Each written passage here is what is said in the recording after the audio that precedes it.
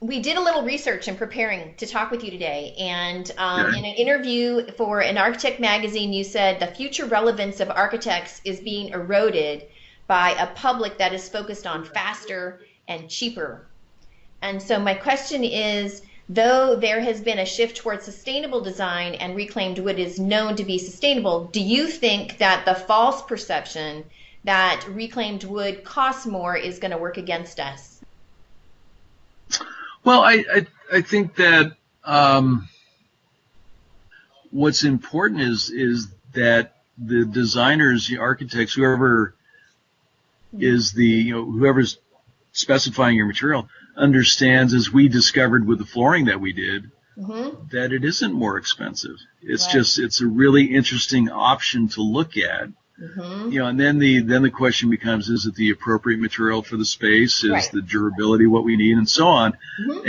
And cost is kind of removed from the equation. So I think looking at what materials you're competing with, Yeah.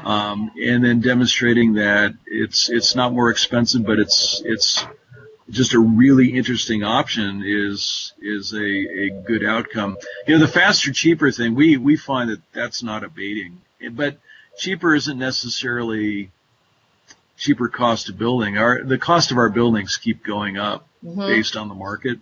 Right. What we're being tasked with is designing better buildings and just utilizing technology and other tools to get us to the end goal faster. And Yeah. and part of I'm sure while we don't I'm sure a lot of other architects who are dealing more in the private sector Yeah. with developers that are more bottom line driven, Mm-hmm. getting to market faster is something that I'm sure that they are just grappling with every day, because for a developer, every day costs money. Yeah. So I think one of the questions that would probably be interesting to look at from your end is a perception not so much about cost but about quantity and availability. Mm-hmm.